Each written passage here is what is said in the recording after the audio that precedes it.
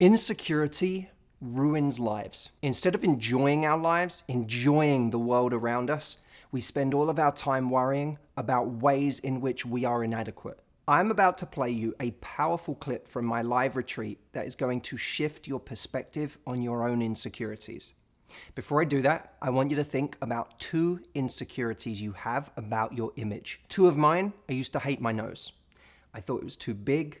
I used to look at it from different angles in photos and hate the way it looked. It bugged the hell out of me. The other one, my hairline.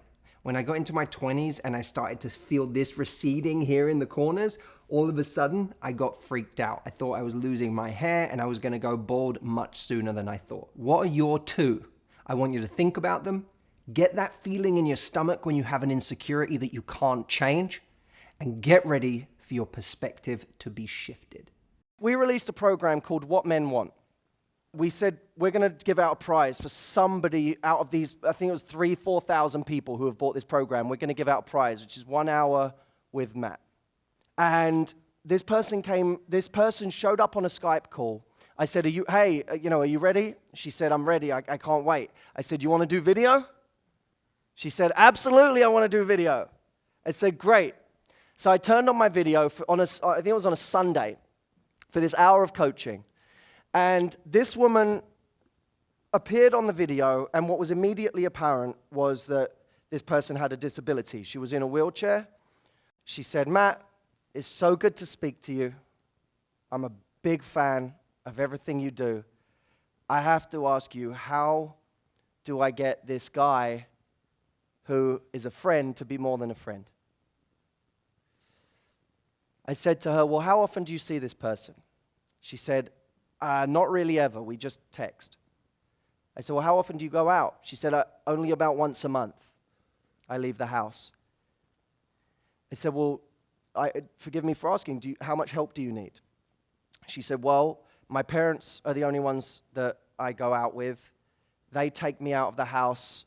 They have to help me use the bathroom when we go to coffee shops or when we're anywhere. I really can't do anything other than talk without help. How do I get this friend to be more than a friend?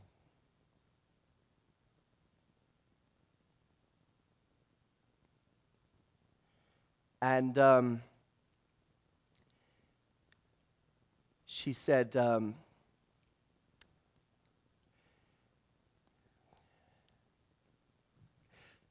when I go out, I want to talk to people, but I'm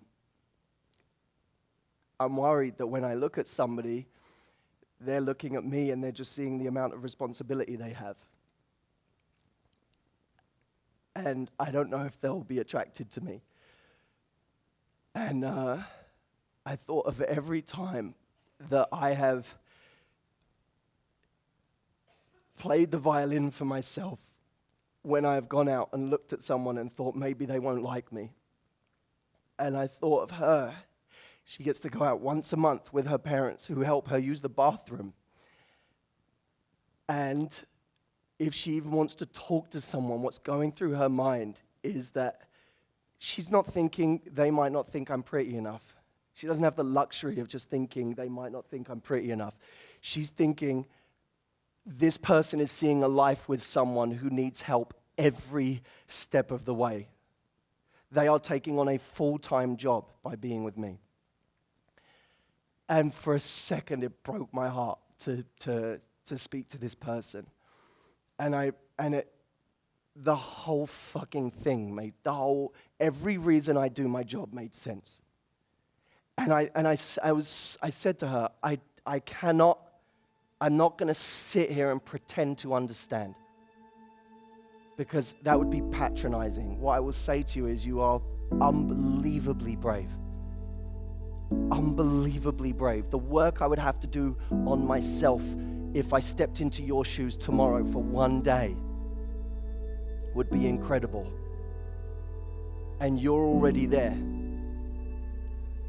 So let's start there. I'm sitting here humbly in front of you. Let's now talk about what I might be able to help you with. Let me tell you what I've learned and what we can do. And I didn't come from a place of feeling sorry for her, because it's bigger than that. It's bigger than that. This person doesn't need someone feeling sorry for them. They need help. They need someone who gives them advice the same way I would anybody else. She's a woman, she sits there on a Sunday and she watches my new blog video and she has fun. She's a woman. She's a woman. She doesn't need me sympathizing with her. She says, hey, help. You know what to say. Help. Let's talk. And it all made sense to me. And that moment is a privilege. And you don't know exactly when they're going to come. You just know that there's going to be moments where something means something to you and it connects with you. Perspective is so powerful. Those moments where we realize where we are in relation to somebody else can be life-altering experiences. Now, I don't know what you freak out about yourself. I don't know what you spend your time worrying about, what you wish was different. But it is so important to introduce perspective. Perspective can be like a life raft. If you feel like you're sinking, if you feel like you don't like yourself, if you feel like there's so much that you have to worry about, looking at where somebody else is and seeing someone who has to deal with 10 times more than you is such a powerful thing.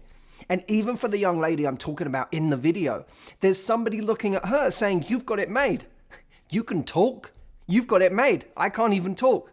Or there's somebody looking at her saying, you can leave the house once a month. I never get to leave this bed. Or I don't even know if I'm going to be here 6 months from now. You know that you're alive 6 months from now. You know you're healthy enough. I don't even know if I'm going to be around. You've got it made. Perspective can be a shortcut to gratitude, to being grateful for what you have instead of being preoccupied with what's wrong, the ways in which you feel you're inadequate. Now, perspective can also be limited. Many of us get perspective in a moment, something that shifts us, and then we forget about it. The moment we engage again with our personal suffering, we forget about that lesson we learned. That's the problem. So perspective can be a life raft, but that's not the same as happiness.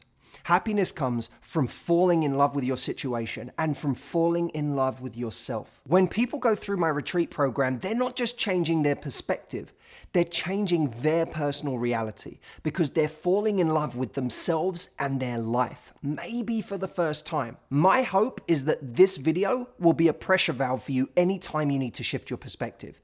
But if you want to go that next step, if you want to change your reality and fall deeply in love with you and your life, and if you want to do that with me, I want you to click this link and explore the retreat program for yourself. Now is the time. Other than that, I will see you in next week's video.